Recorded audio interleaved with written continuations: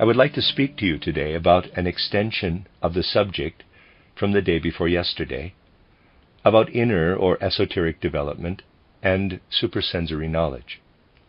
In doing so, it will be necessary for us to assume that we are familiar with what we looked at the day before yesterday, and to build, so to speak, on what passed through our souls at that time. You have seen from what we discussed there that the development of the human being is not something which may be taken, let us say, as a joke. It is not something which may be taken lightly. On the other hand, it must be emphasized again and again that we must not speak of the dangers of occult development in the usual trivial way. The dangers are great. But the way in which these dangers are usually spoken of is not correct, and we will have to achieve clarity about a great many things.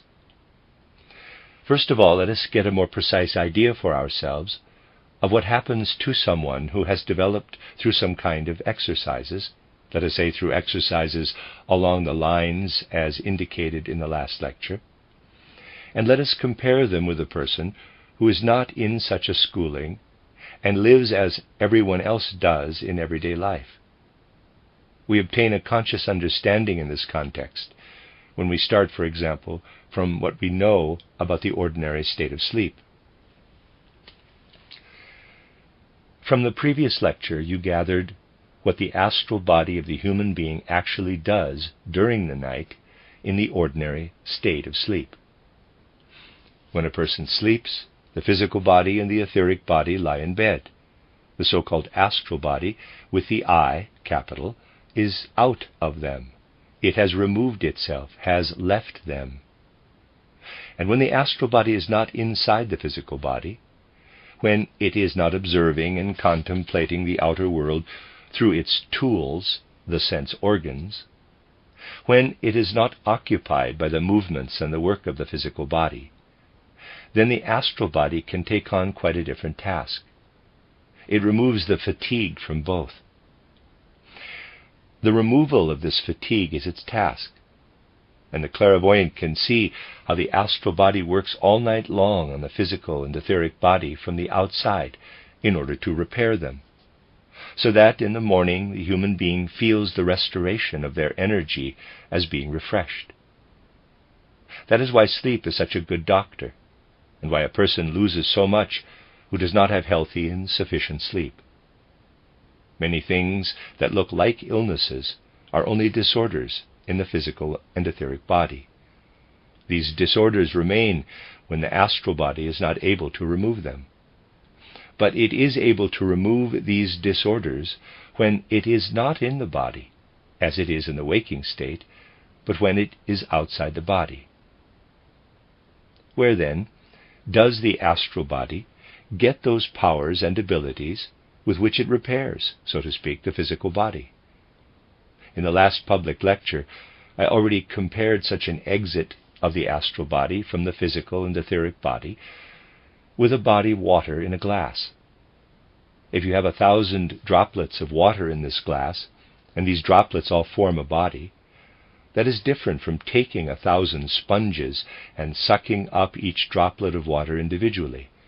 Then you have individualized these droplets, separated them. It is the same with the astral body at night. If you all fell asleep here now, the same thing would happen as when you squeeze the sponges and make a body of water. Your astral body would leave you and join the others.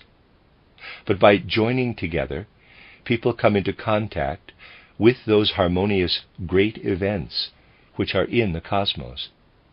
Our souls return in the night to the harmony of the spheres, and from these, the astral body with the I, and that is the soul, draws the strength necessary to repair the physical body.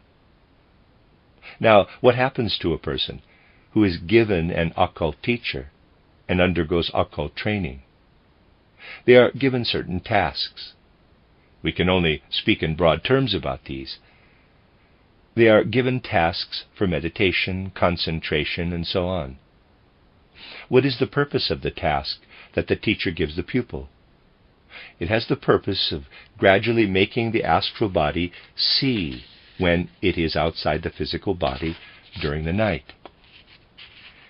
In the ordinary human being, the astral body, when it is outside, is unconscious in the astral world, just as you would be unconscious in the physical world if you had no senses. If you have no senses, then the world does not exist for you. Once the person is given the guidance to awaken the powers slumbering in their soul, their astral body acquires sense organs of the spirit or soul, those organs which are called lotus flowers. They are not flowers any more than the lungs are wings. Everyone knows that the hawk has wings that look different from the lungs. Lotus flowers are organs that have a kind of circular movement. One such an organ is below the forehead, 1 centimeter below where the eyebrows meet, in the brain. When this point is thought of intensely with the simultaneous utterance of a certain word, a kind of flash occurs, an illumination, and this is visible to the clairvoyant from the outside. This sense organ gets into a kind of revolving movement. It is described as the wheel turning, coming alive. In the ordinary average person, such an organ is not present at this point, or at most there is a trace of it. Training produces such an illumination when the astral body is out of the physical body. It gives the impression of a wheel turning, which can be observed from the outside by the clairvoyant. This wheel is called the swastika. The symbol, like real symbols in general, cannot be explained speculatively. They are not invented arbitrarily, but they are actually visible on the spiritual or astral plane. The swastika is an image of this sense organ, and all more or less ingenious explanations in the theosophical writings are nonsense.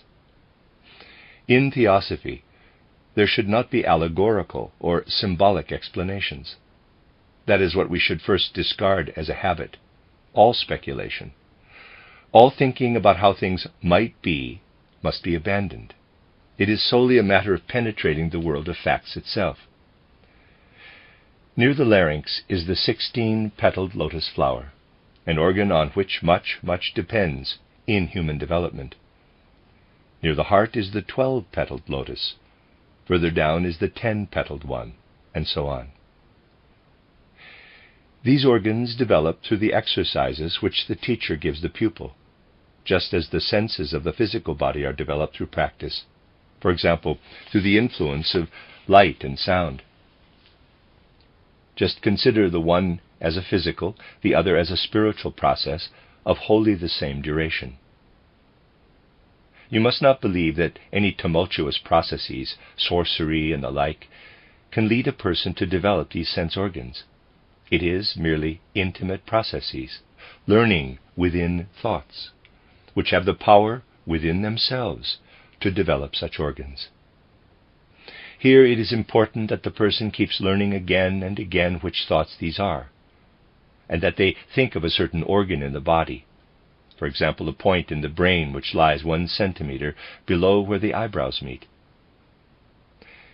When the person thinks of this point with a very specific sequence of words, they awaken certain faculties inside their astral body. It is all systematic, and one might say technically determined. Some people find this extremely inappropriate for themselves. We can hear phrases over and over again which are an absurdity for the true occultist. I don't need a teacher. I must find my own inner teacher. In such talk there is, first and foremost, the greatest egoism imaginable. Then it is also nonsense. If someone were to look at geometry from this point of view, what would be the result?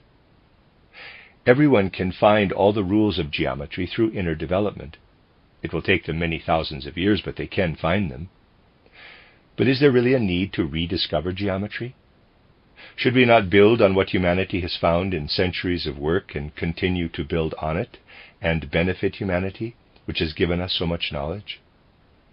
Humanity has a right to this. Think of what we can spare humanity in devoted love of the teachers of the past. In exactly the same way, we do not seek inner development for ourselves, but as workers in the great service of humanity. There were always people who hurried ahead. We have to learn from them. And if we are afraid of bowing to authority, that is uncharitable nonsense. To work in the sense of the teachers of humanity, to seek out those who can guide us, that is what is first and absolutely necessary for the occult teacher as well as the pupil. These things which the teachers tell us, and which have been tested and known through centuries, lure the senses out of the astral body. When a person gives occult teachings, a real teacher will not do this, then it can easily happen that they will give the pupil instructions as to how the latter may have perceptions in the astral world. We can then observe that the pupil begins to work on their astral body to draw out the sense organs, but that they thereby display much worse habits and temperamental qualities than before they became an occult pupil. People have been surprised that in the early days of theosophy, many people made incomprehensible mistakes with regard to their character. Even the minimal development of the astral body, which theosophy brought about as an elementary part of its teaching when it first became known, made quite strange phenomena happen. For example, one pupil who was a cashier ran away with money. Another did quite different things. Even people who used to be peaceful became quarrelsome. This is due to the fact that with the little bit of occult development, which flows from theosophical concepts, the bad sides of the character are pushed to the surface, if nothing else happens. But no one should be afraid because of this. We should simply be aware of such things. They should be taken seriously. Let us strive through our strength of character not to fall into such delusions. It is different, however, when the pupil comes into contact with real systematic occult training. Here the work on the astral body is much more extensive, and then it is absolutely necessary that the physical and etheric bodies be offered a substitute. How do we replace that which is withdrawn from the physical and etheric body? For this, it is necessary for very specific qualities to be developed in a person. It is possible to develop qualities in human nature and the human being, by which the physical body and the etheric body do not need to be repaired in such an extensive way.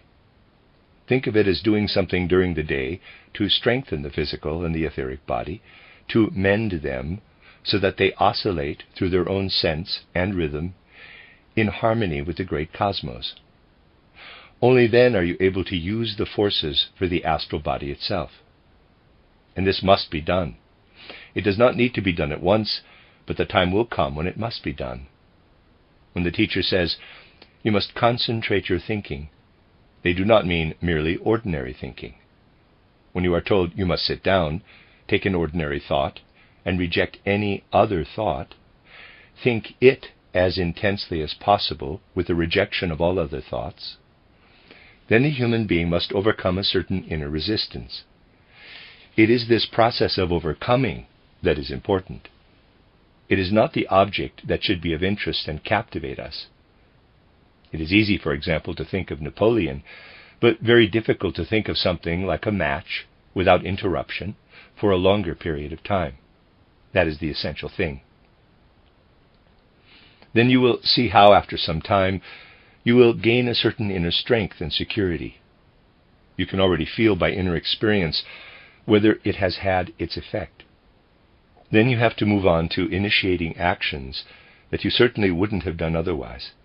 It may be a very insignificant action. It doesn't matter how important the action is, but it must be our own action, our very own initiative. A gentleman to whom I said this told me, after some time, that he took 7 steps forward and 7 steps backward in his office every day, imagining evolution and involution. Excellent. What is required is not the greatness of the action, but the very own initiative. I also spoke about this to some friends, and mentioned, to give an example, that you could water flowers if you had never watered flowers. And what happened? When I visited the friends, I found them all watering flowers. That was the most wrong thing they could have done, for it was not my action they were to do, but one that was their very own, which they had found themselves. If you do this for a long time, you will see what an inner effect it has. These things harmonize and balance everything in the physical and in the etheric body in such a way that both resonate themselves and no longer need so much correcting, so that the astral body can withdraw a part of its forces from them. Then the human being must control themselves in relation to pleasure and grief. In ordinary life, people are subject to the slavery of feelings. They laugh when they are offered something particularly ridiculous.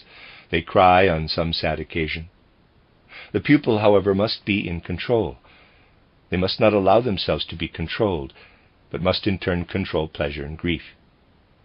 Many think that this will make them dulled, but the reverse is the case.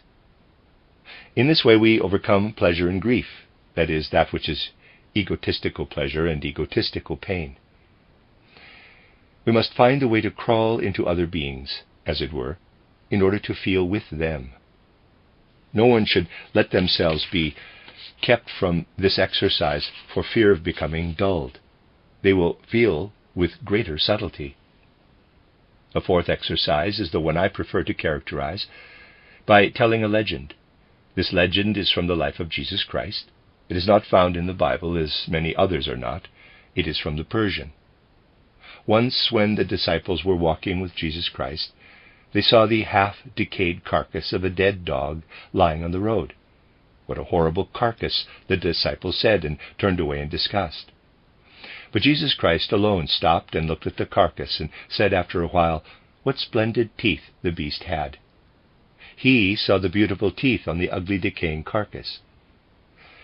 This gives us a clue that we should and must learn to see the grain of beauty in everything ugly, good in bad, truth in error. This quality of positivity must be practiced over time. It gives inner harmony and inner rhythm. The fifth is that the human being should acquire a certain open mind with regard to everything new that confronts them in the world. We could also say that they must never influence the future by what they are used to from the past. The words, quote, "I don't believe it," close quote, must disappear completely from your mind. And if someone comes to you and says that the church tower has started leaning overnight, you must find a corner in your heart where you consider it possible that anything can really happen. That doesn't mean that you must become uncritical, just that nothing must seem impossible to you. A person who can do this can have a very significant effect on the physical and the etheric body. As a result, they enter into a rhythm that enables us to provide the astral body in the night with something that gives it meditation and concentration.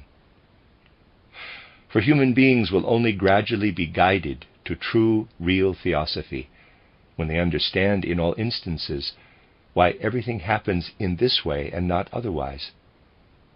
A person who is familiar with the mechanism of sleep also knows why such exercises have to be done. If a person takes these steps on the occult path for a while, under appropriate guidance, much becomes visible, tangible, experienceable to them, which would otherwise have escaped them. You must not believe that the dangers you encounter are not otherwise there in life, but you don't see them beforehand. You go through life, but you don't see them. We only learn to see what is around us in the spiritual world when we can penetrate into the higher realms. Something, for example, which the human being must and always will find on a higher level, and which they must endure, for which they must prepare themselves, is the guardian of the threshold. People usually have rather strange ideas about him. What is this guardian of the threshold? Today we will draw attention to this experience by skipping, so to speak, over some other things and experiences. You must be clear about what the human being usually does during their whole life. Let us take, in its real sense, the life in Kamaloka, the life after death, where human beings still have what we might call a certain inclination to physical and sensory existence. And let us compare this life with what happens immediately before the life in Kamaloka begins. A great memory tableau appears before the soul of the person who has just left the physical body. then the life in Kamaloka begins. This is very singular. First of all, it has the peculiarity that the person goes through their experiences in reverse. In fact, they live their whole previous life in reverse, reliving the events that preceded their death up to their birth. In this way, we live through all the events in reverse and are finished when we arrive at our birth. We get to everything we have been through. Let us say you reach the age of 60, and in your 40th year you slapped someone in the face. When you come to that memory point in the reverse experience, you are drawn to that person, and a mark is made on you, so to speak, which is something strange. You feel the pain you caused. During your life, you may have been guided by feelings of revenge. Now you feel what the person you took revenge on, or wanted to take revenge on, felt. You experience in the reverse experience the sensations and feelings you spread. Everything you experience there offers you a great deal of that which hinders your further development in the history of humanity. And without this stored marker of pain, you would progress more easily, because this inhibiting marker remains with you as a force. And by taking up these forces in reverse in Kamaloka, you will again be led by karma in the next life to use these forces to redeem the guilt, to make amends for compensation. So the longing begins there to make up for what you did wrong, and you are drawn to it when the person lives with you again to make amends. This is how karma lives itself out. Another example. 4 Vamic court judges sentenced someone to death and carried out the sentence. Why had this happened? When the lives of all these men were traced back, it turned out that in the previous life, the condemned man had been a kind of chief and had sentenced these 4 to death. There, indeed, that trait which brought the 5 together was formed in the life in Kamaloka. Thus the human being always has the opportunity, during their life in Kamaloka, to absorb those forces as markers of restraint, which lead them back into life to clear their debt.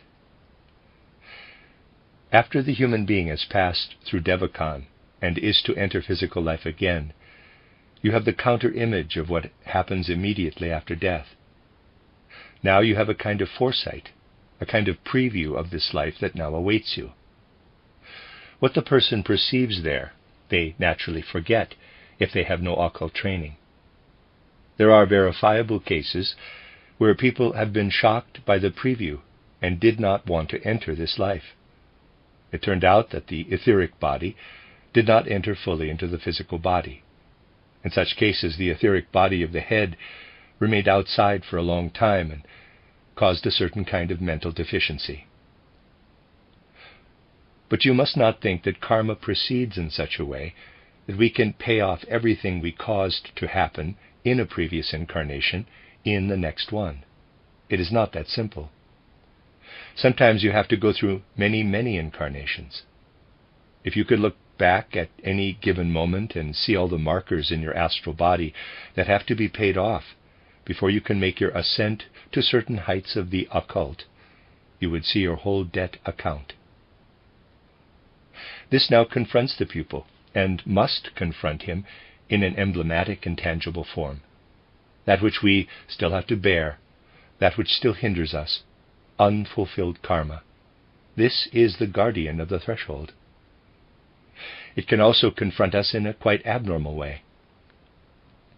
I know of a case where someone was incarnated at the end of the 18th century, and at that time was afflicted with a quite extraordinary greed after certain deeds on the physical plane, so that he had to go through a strange fate after death. He died. After a very long time he left the last remnant of the astral body. Usually the astral body falls away after a third of the time lived on earth, and remains as an astral corpse until it decays. Such astral corpses constantly surround us and exert a bad influence on people. He could not stay long in the spiritual world, but soon got the urge to descend to the physical world again.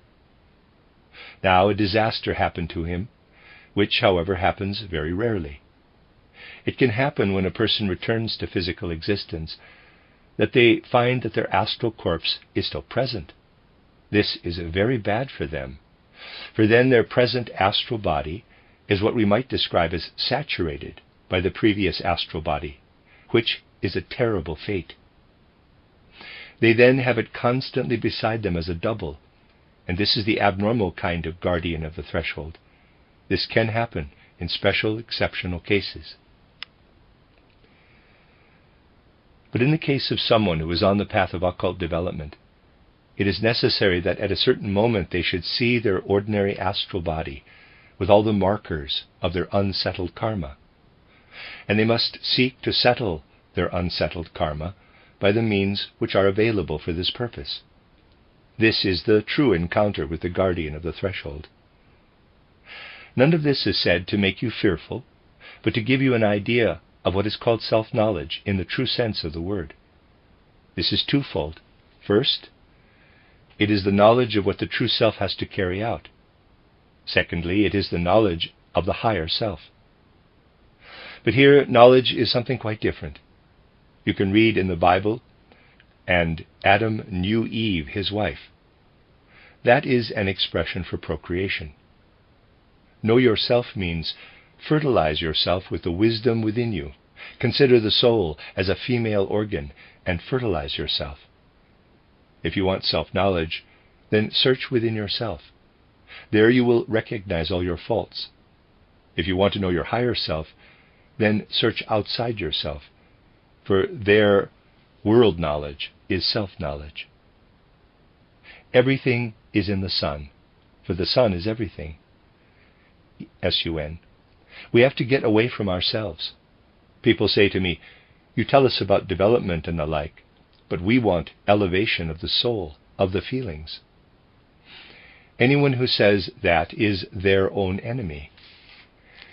It is not by gawping into ourselves, but by getting to know the world in all its parts, bit by bit, that we become selfless and can find knowledge of ourselves and of God. There is no worse phrase than this. We only need to look inside ourselves. But there we find only the lower self. We should seek outside with love, and we will find. I have known people who said, "What do I need? I don't need anything because I am Atma." And even if they go on saying, quote, Atma, I am Atma, close quote, they do not bring it to consciousness because they know nothing more of Atma than that the word has 4 letters. Looking into ourselves only leads us to close ourselves off. We are nothing but a member of this world. The finger is only a finger because it remains attached to the organism. Detach it and it is no longer a finger. The finger does not separate itself from the organism, but the human being is so, in quotes, clever as to believe that they could separate themselves from the earth, even though they would only have to be taken a few kilometers above the earth and they would perish. The human being, by their etheric and astral body, belongs to the sun, to the whole solar world. It is the greatest error to want to find the self in ourselves. Getting away from ourselves by immersing ourselves in all the details of the world, that is the correct thing to do. The person who fertilizes themselves in love and humility finds godliness, while the person who seeks God within them hardens themselves. So you see that we have much to learn if we really want to have knowledge of the esoteric path. And what matters is that we have the right thought about such matters. You do not need to think about it from morning till night, just as it is unnecessary always to say your own name to yourself. It is enough if you know the thought. There are thoughts without which the esotericist cannot be an esotericist. If they have them as they have their impulses, their motives in ordinary life, then these thoughts represent steps for them, which lead them up to the supersensory plane of knowledge, represent for them a penetration into the wisdom of the world, an advance in knowledge toward love.